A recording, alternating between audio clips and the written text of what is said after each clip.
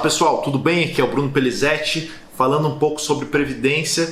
Hoje a gente vai tratar de um assunto um pouquinho diferente, uma lei específica que saiu agora em março de 2021, uma lei específica para os profissionais da saúde, trabalhadores da saúde, mas eu falo especialmente para pessoas que estão combatendo essa pandemia, pessoas que estão na linha de frente ou amparando essas pessoas que estão nessa linha de frente, em contato com pacientes, pessoas que estão ali ajudando no combate a essa terrível pandemia. Então eu estou com a lei aqui, a lei eu dei uma lida nela, é recente, nós estamos aqui no meio de abril praticamente, então eu vou trazer alguns aspectos para você entender um pouco dessa lei.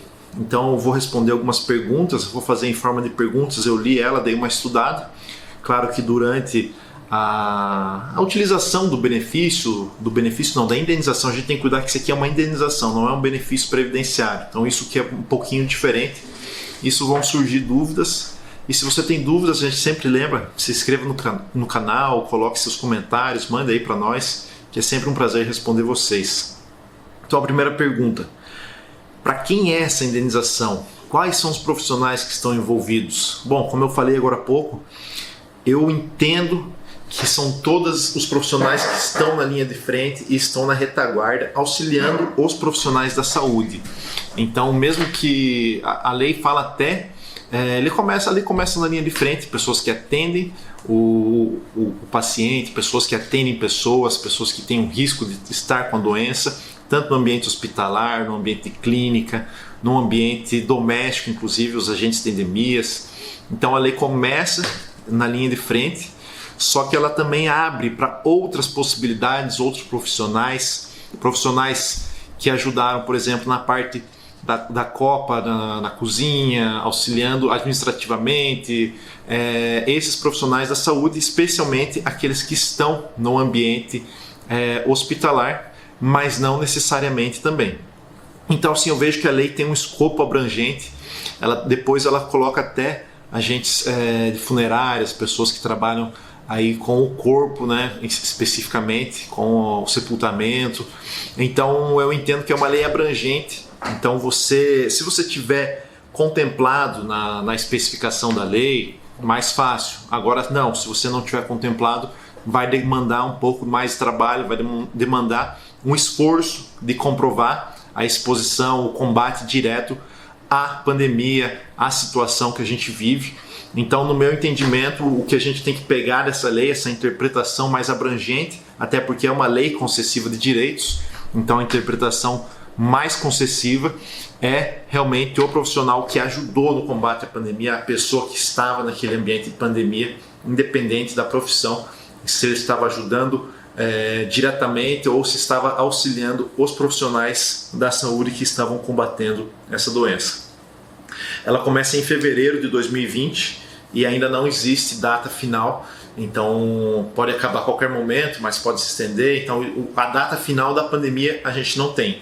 E mesmo que a situação ocorra, mesmo que ocorra um óbito, uma incapacidade depois da pandemia, ela também vai ser contemplada. O que importa é que seja realmente nessas situações. Então, por isso que é importante saber para quem é essa indenização, quem é esse profissional que está no escopo da lei. Então, essa é a primeira importante pergunta que eu estou respondendo para vocês. Então, esses profissionais da saúde que eu mencionei. Bom, Bruno, mas o que é? Quem que vai ter direito? É o próprio profissional? É outra pessoa? A sua família? Então, a lei traz dois também, depois da lei trazer esse escopo do profissional, ela traz também quem vai ser beneficiado com essa indenização. Primeira coisa, a própria pessoa, se sofrer uma invalidez, se sofrer um prejuízo em sua saúde permanente, então ela tem uma indenização. Em segundo momento, a própria família, os beneficiários da pensão por morte, os dependentes especificamente, ou seus sucessores. Vou explicar isso daqui a pouco. Então são esses dois escopos aí que vão abranger a lei, a própria pessoa ou sua família, especialmente no caso do falecimento. Então o que acontece? Quando a lei da Previdência estabelece uma ordem de preferência dos dependentes, que é o cônjuge, os filhos menores de 21 anos, e a partir disso Se tem esses dependentes, eles são prioritários. Depois disso, vem a ordem sucessória normal, a ordem de sucessão normal. Se não tiver os dependentes, esses que são priorizados pela lei previdenciária, vai para uma sucessão normal, que é aquela coisa que pode até virar um direito para um irmão, se a pessoa não tem família, ou até voltar para os pais. Então essas são regrinhas que a gente tem que observar para quem está buscando, quem teve um óbito na família. A primeira coisa é verificar essa questão dos dependentes. Eu falei um pouco sobre a pensão por morte, eu dei algumas dicas. Assista esse vídeo que eu vou colocar aqui e você vai ver quem são os dependentes aí da pensão por morte. Beleza, pessoal? Então, outro ponto, outra pergunta que a gente faz, além dessas duas iniciais, como que eu faço para verificar se eu tenho direito?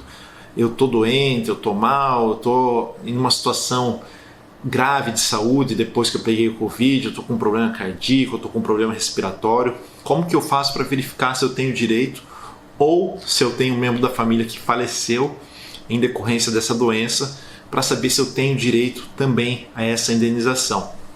Então, assim, são duas hipóteses. A primeira hipótese da própria pessoa que está pedindo o benefício por questão de uma questão de saúde, né? A saúde ficou debilitada depois disso. É preciso mostrar que teve a doença, que contraiu essa doença e passar por uma perícia para verificar se essa doença, essa Covid, trouxe aí uma sequela realmente, se foi decorrente da doença, se foi só dessa doença ou se foi concomitante com outras situações. Isso ainda não está bem claro, tá, pessoal, com relação a isso, até porque nem a literatura médica sabe com certeza quais são os efeitos desta doença no organismo. Então, a gente tem que pensar que se a pessoa está mal, estava com uma saúde boa, depois do Covid ela teve uma debilidade, uma deficiência, é muito provável que essa deficiência, essa questão, essa invalidez, ela venha a ocorrer em razão da doença. Então, na dúvida, a gente tem que sempre também, como eu falei, sempre preferir a dúvida, no benefício da dúvida é sempre do paciente, é sempre da pessoa que está requerendo o direito. Então, mesmo que não tenha uma certeza científica, é muito provável que essa enfermidade que restou consolidada venha por causa dessa Covid, dessa doença, que acaba afetando muito o organismo humano e a gente não sabe realmente quais são os seus reflexos definitivos. E da mesma forma, com relação à pessoa que faleceu, eu digo, não vai ter a perícia, né? Lógico, a pessoa já faleceu, ela não tem uma regra muito delimitada para saber, ela morreu do Covid, foi especificamente disso. Como não tem uma regra delimitada, a lei já estabelece, pode ser exclusivamente pela Covid ou pode ser com relação a outras doenças que vieram se manifestar. A pessoa foi internada ali no hospital, ela teve vamos dizer, o médico, né, foi internado no próprio hospital, em razão disso pegou outras doenças, pegou outras situações, agravaram, teve uma infecção. Então não necessariamente precisa ser a causa do óbito a Covid, mas se te for diagnosticado, então é possível sim conseguir o benefício. Até porque é a mesma questão, não temos uma regra certa, né? Às vezes é muito difícil apurar qual foi a causa da morte. E comorbidades, a lei fala também, pessoas que têm comorbidades também, isso não impede, não influencia na concessão do direito. Outra coisa que eu quero deixar bem claro, pessoal, se não tiver no atestado de óbito, também é possível conseguir. Claro que vai demandar também um esforço muito maior, um caminho muito mais longo para conseguir o benefício. Teria que, por exemplo, exumar o cadáver e verificar se é possível fazer essa análise clínica, essa análise, um exame biológico para ver se tinha o Covid. Especialmente no comecinho, como não tinha muito a forma de fazer o exame ainda, né? Começo de 2020, ainda ninguém sabia direito o que era, o que não era o Covid, ninguém tinha tanto acesso ao exame. Hoje é muito mais fácil. Então, especialmente nesses óbitos é possível, mas vai demandar um esforço bem grande por parte dessa briga do direito. Então, o valor do benefício, ele é no valor de 50, deixa eu conferir aqui, 50 mil reais, tá, pessoal? Um valor fixo. Esse primeiro valor fixo de 50 mil reais, ele pode ser dividido entre vários beneficiários. Então, se tiver 5 pessoas, por exemplo, que são dependentes, vai ficar 10 mil reais para cada um. Se tiver 2, 25 mil reais para cada um. Inclusive, esse é o valor também pago com relação à pessoa que está incapacitada também, com relação ao médico, enfermeiro que está incapacitado para o trabalho. Essa é a primeira indenização devida. E tem mais uma indenização que ela é correspondente ao valor de R$10.000 por ano que a pessoa tem até completar 21 ou 24 anos de idade. Então vamos supor 11 anos de idade, uma criança que ficou, ela vai receber até os 21 anos, 10 anos, vezes 10 mil, R$100.000 de indenização. Essa indenização, diferente da anterior, ela não é rateada, ela é por dependente.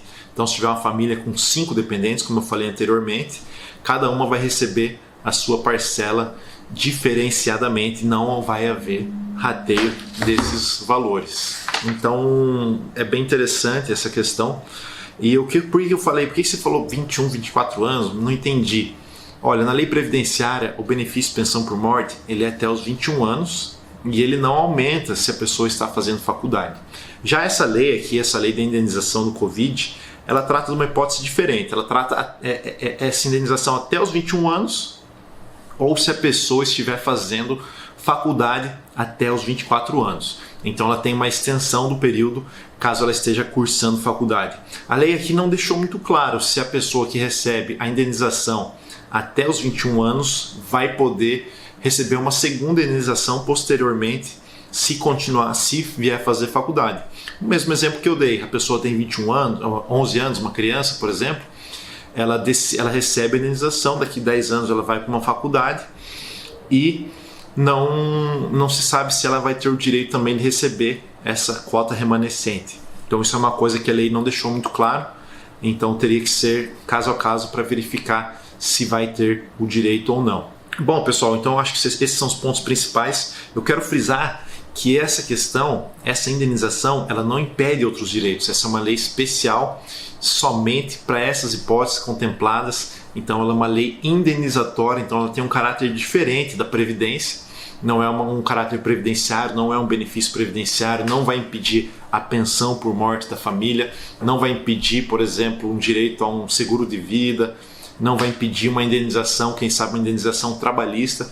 Então essa é uma lei que ela só complementa, ela não exclui nenhum outro tipo de direito. Ainda não temos uma regulamentação específica como vai funcionar para fazer o requerimento, fazer a busca desse direito, para quem requerer, como fazer esse processo. Muito provavelmente vai ser o INSS que vai administrar esse benefício, essa indenização, desculpa, porque existe essa possibilidade da perícia. Então todas as perícias são feitas pelo INSS, então muito provavelmente vai ser regulamentado isso através do INSS. Por enquanto, quem está nessa situação poderia fazer um pedido diretamente para o Ministério da Previdência, hoje o Ministério do Trabalho, né, que está unificado, ou o Ministério da Saúde, talvez fazer até o pedido nos dois órgãos para ver quem que vai se manifestar, como é que vão se manifestar sobre o pagamento desse benefício e depois disso ajuizar uma lei, porque mesmo sem o regulamento, a ausência do regulamento não impede o pagamento, a indenização, conforme consta na lei. Beleza, pessoal? Dá uma olhada, já citei aqui alguns pontos, é uma lei bem nova, ainda tem muita discussão. Se tiver alguma dúvida, pode mandar, a gente vai ter o prazer de responder. E se você puder curtir, se inscrever no nosso canal, agradeço de coração. Tenha uma ótima semana. Um abraço!